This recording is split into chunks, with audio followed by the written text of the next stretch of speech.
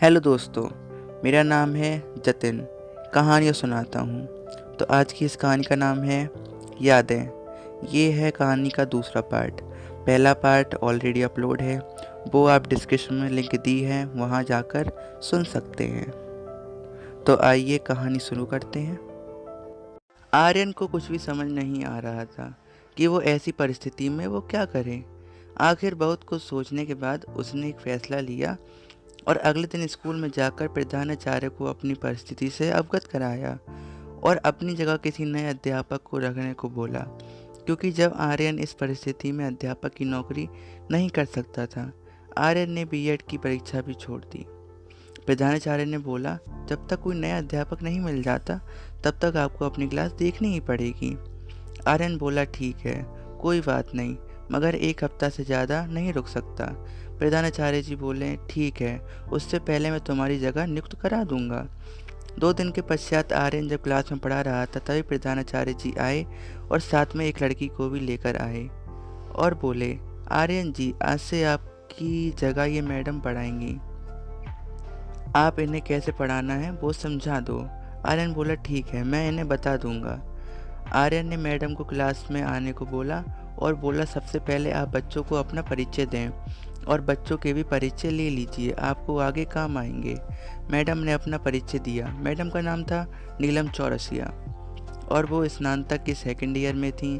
खैर, आर्यन ने 2 दिन में मैडम को सब कुछ बताकर स्कूल से विदा ले ली। स्कूल छोड़ने के कुछ दिनों तक आर्यन सोचता ही रहा कि क्या किया जाए।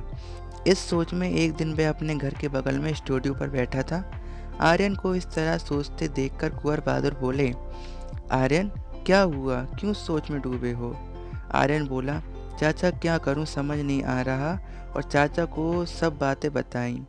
चाचा बोले, कोई बात नहीं, अब शादी विवाह का सीजन शुरू हो गया है, तुम कैमरा चलाना सीख लो। जब तक तुम कुछ फैसला नहीं ले लेते, इससे तुम्हें पैसे भी मिलेंगे और तुम्हें इतनी परेशानी भी नहीं होगी। और मेरी मानो, तुम कंप्यूटर का कोर्स कर लो, इससे तुम्हें भविष्य में बहुत फ़ायदा होगा। आर्यन भी बोला, ठीक है, और उसने एक कंप्यूटर सेंटर पर एडमिशन ले लिया। उसके कॉलेज के पास में ही था।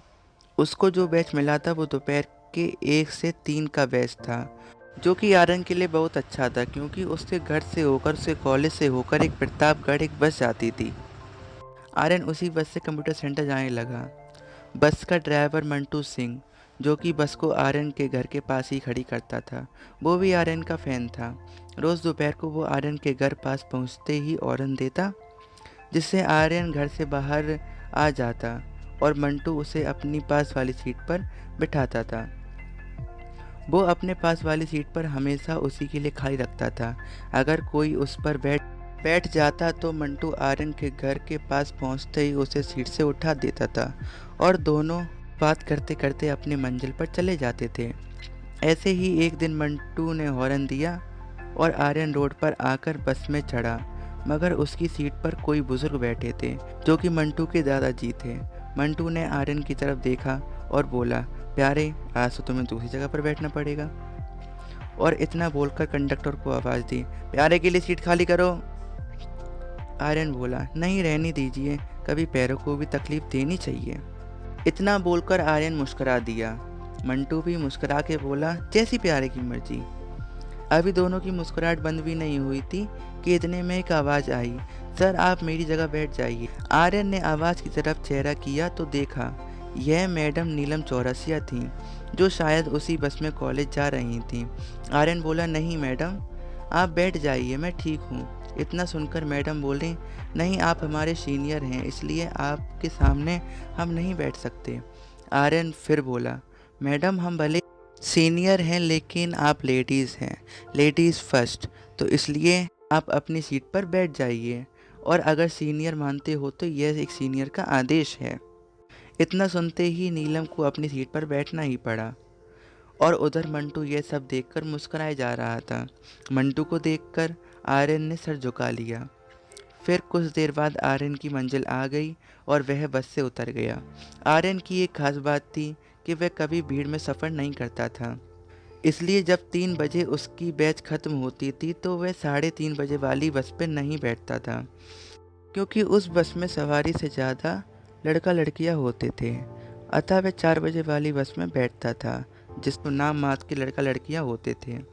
और बस के कंडक्टर तिवारी को भी बात पता थी और आर्यन के पापा के दोस्त भी थे, इसलिए बस आते ही वे सबसे पहले आर्यन को बस में पहले चढ़ने देते। फिर उसके बाद सभी सवारियां चढ़ती, तब लड़के लड़कियां को चढ़ने देते थे। उस दिन भी आर्यन रोज की तरह क्लास से छूटकर अस्पताल की सीढ़ियों पर बैठकर लकीर खींचते हुए शाम 4 बजे वाली बस का इंतजार कर रहा था कि सामने से नीलम मैडम और उनकी सहेली आर्यन के पास वाली सीढ़ियों पर आकर बैठ गईं और आर्यन के द्वारा खींची गई लकीरों को देखने लगीं। नीलम ने आर्यन से पूछा, सर क्या बात है, आप लकीर से बातें करते हो क्या? आर्यन ने जवाब दिया, नहीं मैडम, वो तो बस ऐसे ही। फिर नीलम ने सवाल पूछा, क्यों सर, कोई बात करने वाली नहीं है क्या? आर्यन सर झुकाकर बोला, नहीं मैडम, ऐसा कुछ भी नहीं है। नीलम ने फिर सवाल दागा, लगता है अस्पताल के डॉक्टर ने आपको सर उठाकर बात करने को मना किया है या फिर परहेज बताया होगा। आर्यन बोला, जी नहीं, प्लीज़ मुझे सर ना कहें। इतना कहकर वह बस स्टॉप पर आ गया। बस के आते ही वह बस पर बैठ गया। बस आते ही नीलम और उसकी सहेली उसी बस में चढ़ गईं और आर्यन के पीछे वाली सीट पर बैठ गईं। आज बस में भीड़ नहीं थी, जिसकी वजह से नीलम और उसकी सहेली को बैठने के लिए सीट मिल गई थी। आर्यन सीट पर बैठा कुछ सोच रहा था कि नीलम ने आर्यन को सोचते देखकर बोला कि आप इसी बस से जाते हो क्या? आर्यन थोड़ा झुंझला कर बोला, आपको क्या मतलब? मैडम, शायद आप आज पहली बार ही इसी बस पे आई हैं, इसलिए मैं आपको नया लग रहा हूँ। नीलम ने फिर मुझसे बोला, आप इतना गुस्सा में क्यों बोल रहे हो? वो तो मैंने आपको कॉलेज में नहीं देखा तो पूछ लिया। नीलम ने फिर बोला, तो आप इतने गुस्सा से बात क्यों कर रहे हो? वो तो मैंने आपको कॉलेज में नहीं देखा तो इसलिए पूछा। आर्यन गुस्से में बोला, क्यों, आप कॉलेज में पढ़ने जाती हो या फिर लोगों को देखने कि क्या कौन आया है कौन नहीं? नीलम ने गुस्से से बोला, अरे मैंने तो बस ऐसे ही पूछ लिया, आप तो गुस्से में बात करने लगे, समझते क्या हो अपने आप को? आर्यन, मैडम जी, मैं तो अपने आप को इंसान ही समझता हूँ, बाकी आप क्या समझती हैं वो मुझे नहीं पता और ना ही मुझे जानना है। नीलम और आर्यन के बीच हो रही वाक युद्ध को नीलम की सहेली बड़े गौर से देख रही थी और दोनों के वाक युद्ध को देखकर मुस्करा रही थी। खैर, इस वाक युद्ध के दौरान आर्यन का घर आ गया और वो नीलम की तरफ गुस्से से देखकर बस से उतर गया। अगले दिन जब मंटू ने हॉर्न दिया तो आर्यन बाहर रोड पर आकर बस पर चढ़ गया और मंटू के पास वाली सीट पर जाकर बैठ गया। मंटू ने एक शरारती मुस्कान बनाते हुए आर्यन से बोला, क्यों प्यारे, कल का नज़ारा क्या था, हमें भी ज़रा बताओ, या फिर छुपे रुस्तम ही बने रहोगे? आर्यन मुस्कुराते हुए बोला, क्यों मंटू भाई, क्यों मज़े ले रहे हो? अरे मुझे खुद भी कुछ नहीं पता तो आपको क्या बताऊंगा? मंटू हंसकर बोला, तो प्यारे बुलाऊं क्या, सब मालूम हो जाएगा? आर्यन चौंक कर बोला, किसे बुलाने की बात कर रहे हो मंटू भाई? मंटू बोले, अरे उन्हीं मोहतरमा को जिनके बारे में हमारे प्यारे को कुछ पता ही नहीं, पीछे सीट पर बैठी हैं, बोलो तो बुलाऊं?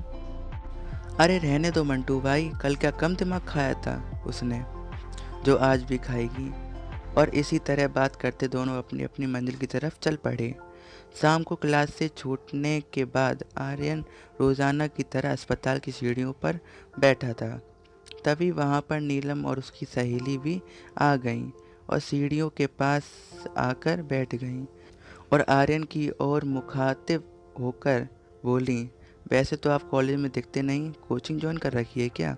आर्यन बोला, नहीं मैडम, मैं कंप्यूटर कोर्स कर रहा हूँ, अभी 15 ही दिन हुए हैं। वैसे मैडम, आपने बच्चों को पढ़ाना क्यों छोड़ दिया? आर्यन ने नीलम की तरफ देखकर बोला। नीलम बोली कि अब परीक्षा आने वाली है और तैयारी भी करनी है और क्लास भी लेनी थी, तो इसलिए छोड़ना पड़ा।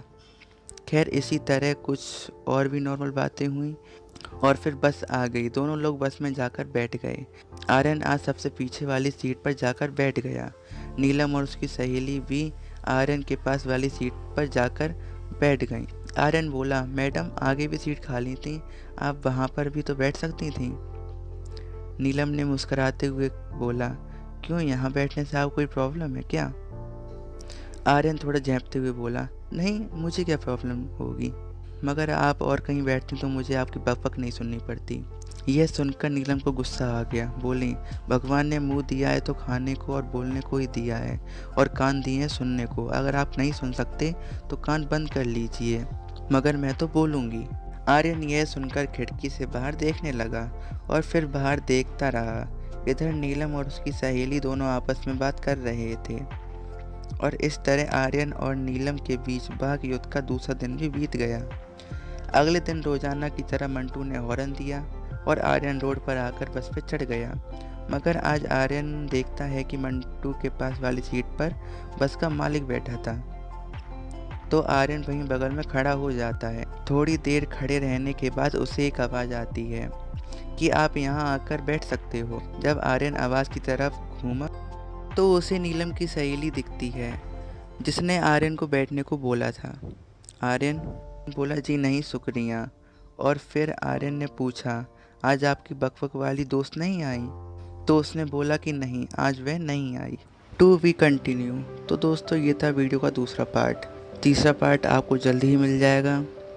वीडियो अच्छी लग रही है तो कृपया लाइक करें। आपकी कुछ यादें हों तो कमेंट करके हमें ज़रूर बताएं। तीसरे पार्ट के लिए चैनल को सब्सक्राइब करें। धन्यवाद।